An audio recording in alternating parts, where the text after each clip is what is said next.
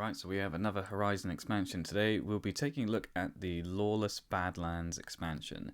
So this expansion requires the core game to be played, and it's wonderful players. It says 60-90 minutes, but I think all the boxes do, to be fair. So this expansion is actually quite different to the other expansions that we're going to be taking a look at, because this one doesn't include any machines at all, and it only includes enemy humans. So we're going to be looking at these sort of like Badland type people. Let's have a look at the back. So you see it says the Lawless Badlands is an expansion for Horizon Zero Dawn, the board game, introducing traitorous bandits and bandit camps to disrupt players as they hunt.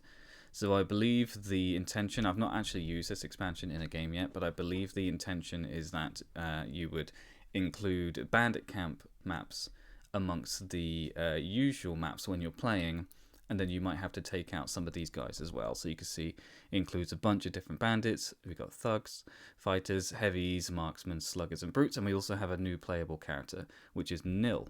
So that's pretty cool. So let's open it up and see what's inside. Alright, so first of all we have the instructions, as always. So it gives a brief overview of what's included in the set, and then also explains some of the new mechanics, so how the bandit encounters work, etc. Underneath that we have a player board, so let's have a look at this. So here is a double-sided player board. I think the two sides are just for how many players you are playing the game with, so whether it's 1 to 2 or 2 to 4. And you can see that the camp has a very strict layout. I think the red lines signify walls that you can't pass between, and then obviously the purple lines are the patrol routes. So yeah, I think it's pretty cool how you can include a bandit camp with your campaign.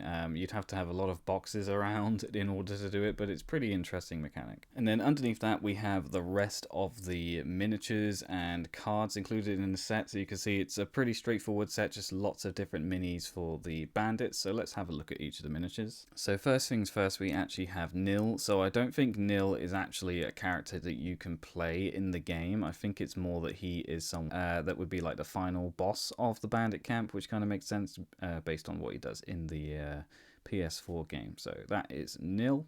These are the bandit heavies, so there's two different sculpts for this guy, so that's pretty cool. So they've got some kind of minigun thing going on there. Pretty cool. These are bandit fighters, so again, two different sculpts for these. I think you get 6 each of these. I didn't mention, but with the heavies, you get 2 each of the sculpts, so 4 total heavies and 12 total bandit fighters. Apparently this is a bandit brute, so slightly different to the heavies. I'm not entirely sure what the difference is. I guess it's mostly gameplay related, but it is slightly different sculpt. This is the bandit slugger. Not sure how it differs again from the fighters, but the sculpt is different and you get 6 sluggers. This is the bandit marksman. His helmet looks a bit like Shredder from the Teenage Mutant Ninja Turtles, which is unusual, but yeah, you get 6 of these. And then we have the general bandit thugs, so you get 6 each of the sculpts, which comes to 12 total. I can't get these to focus, they're so small. There we go.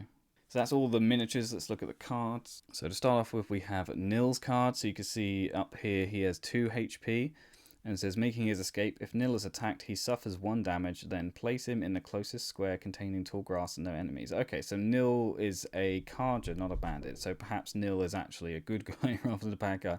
It's been a while since I've played the game. I honestly can't remember. I've been playing Forbidden West a lot recently, but Zero Dawn I haven't played in a good few years. So we get a Nil card, and in here I think we just have some behaviors and things for what Nil will do. So perhaps he's like a helpful guy. That's pretty good. Underneath that we have behavior cards for the various bandits. So we have the bandit thug, we have bandit fighter, bandit heavy, bandit slugger, bandit marksman. Same picture as the bandit thug, so that's a bit disappointing. Bandit brute. And then underneath here we have cards to add into the event deck. So we've got an honest killer, bandit raiding party, and bandit ambush. And then down here we have 2 different possible map layouts that you can go with. One with a level 1 difficulty and one with level 2. So I think what you would do is you would include these inside your event deck. And then it's like, oh, you have to do a bandit camp now. So that's pretty cool. Yeah, interesting. Next we have the information cards for each of the units here, which has their health and salvage victory points and all that kind of stuff. They're not particularly strong. You can see these ones don't have, well, this one has like 1 armor, 3 health, only gives 1 salvage. I think you'd end up fighting quite a lot of them, which is why they're not as dangerous as the machines. Oh, one too many. Marksman, brute. So that's all of that information. And then finally we have some additional salvage cards. So I don't know if these would be kept separate to the main salvage deck because they seem like things that you would just be looting from the bandit camp. But you can see we've got Smooth Ancient Charm, Slag Shine Glass, Resource Supply Box, Irregular Ancient Charm, Notched Ancient Charm, Polished Ancient Charm, Reflective Ancient Charm, Desert Glass, Slag Shine Glass. Okay.